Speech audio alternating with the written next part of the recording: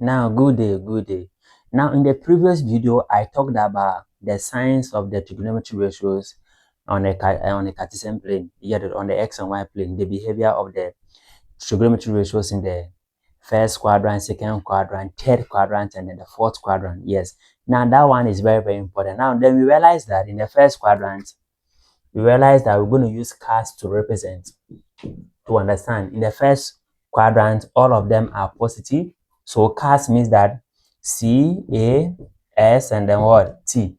It means that in the first quadrant, all the trig ratios are all positive. Any angle between 90 and then a 0 and 90 degrees. That is acute angle. Yes. Or first quadrant. And the second quadrant, only sign is positive. That is any angle between 90 and then 180. Now here is 270.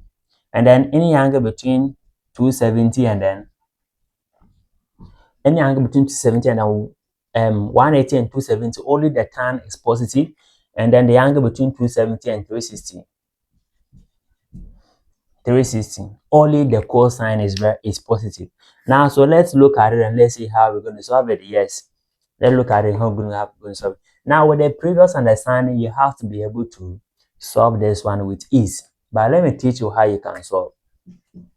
Now, the terminal side of an angle theta passes through the point. Now, it passes through the point -5 and then 12.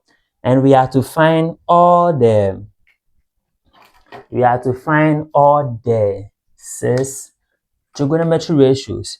Now, where are the 6 trigonometry ratios? We are talking about the sine of the angle theta. The angle here is theta. Then we talk about the cosine of the angle theta.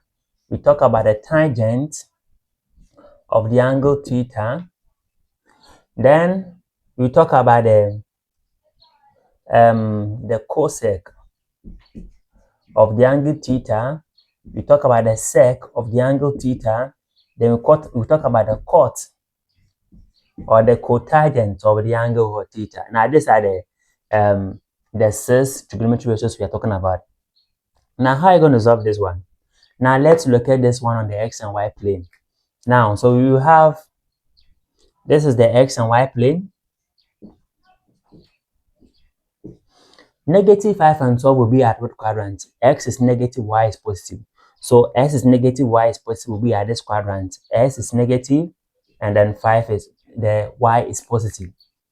S is negative, y is positive will be at this particular quadrant. Now let me identify now if you've not watched the previous video, make sure you go and watch.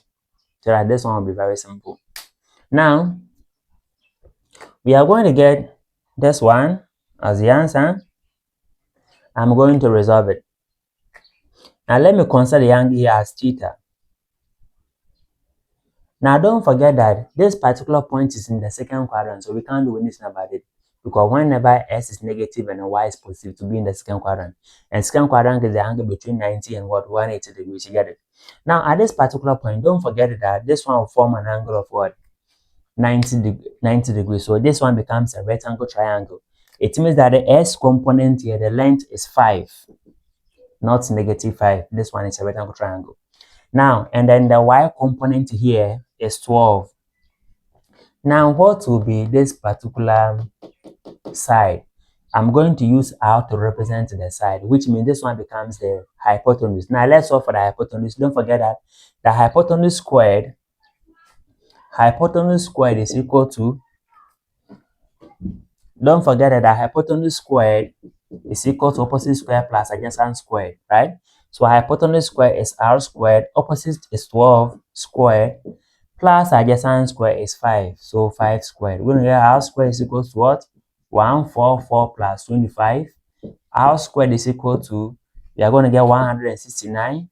The r will give us the square root of 169. The r will give us 13 units. Now, why am I not introducing plus or minus? I'm not introducing plus or minus because I'm talking about the length here. So this side is what? 13. Now, at this particular point, I can easily find the sine. Now, what is the sine? Sine is opposite over hypotenuse. Opposite over hypotenuse. Now, what's the opposite? The opposite is 12. The opposite is 12. The hypotenuse is 13. Now the answer is 12 out of 13 because in the first quadrant, sign is positive. In the first quadrant, sign is what? Positive. Now, let's come to the cosine. In the second quadrant, sign is positive. Only sign is positive. So don't forget that in the second quadrant, the sign is positive. The cosine is negative. The tangent is also negative. So let's look at it very well. I don't even want to use this one. I don't want to use this one. You can use the first explanation to do the same thing as the previous video to do the same thing as this one. But I want to focus on the part that I want to reference on the quadrant sign, where the sign is positive in the second quadrant, the cosine is negative in the second quadrant, and the tan is also negative in the second quadrant. Now let's come to the cosine. Cosine is what? Adjacent over hypotenuse. Now what is adjacent? Adjacent here is 5. The hypotenuse is 13. Now don't forget that in the second quadrant, the cosine is negative. So since the cosine is negative, let me bring negative here. So that's the answer. That's the answer. So negative 5 out of 13. Now let's come to, or you can say leaving as 5 in negative. I want you to keep the reference quadrant in your head. That's why I'm focusing on the cast. Now let's look at this particular one. The tan is opposite over adjacent. Now where is the opposite? The opposite is 12. The adjacent is 5. Now don't forget that in the second quadrant, tan is positive. So I'm going to bring, tan is negative. So I'm going to negate this one. That is all. It's just as simple as that. Now let's go to the cosec. Now don't forget that cosec is 1 over what? 1 over sine theta.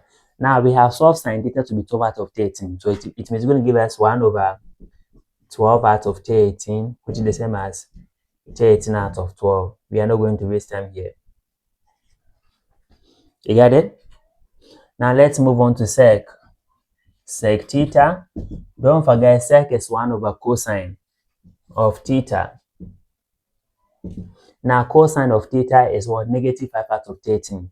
So we have 1 divided by negative 5 out of 13.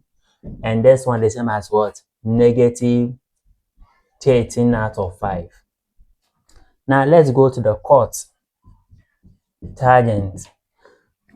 Now cotangent is 1 over what? 1 over tangent tan theta. So we have 1 divided by, what is tan theta? Tan theta is negative 12 out of 5. So negative 12 out of 5, we are going to get what? Negative 5 out of what? 12. So this one is as simple as that. Now we are going to solve more questions for you to see. Now let's move on to the next question.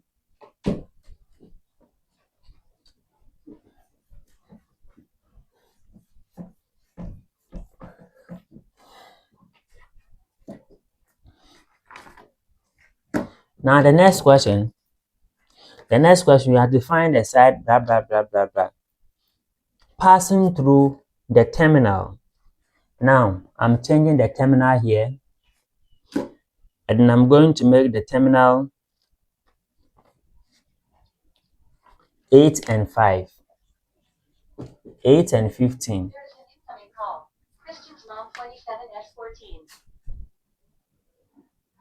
There is an incoming call. Christian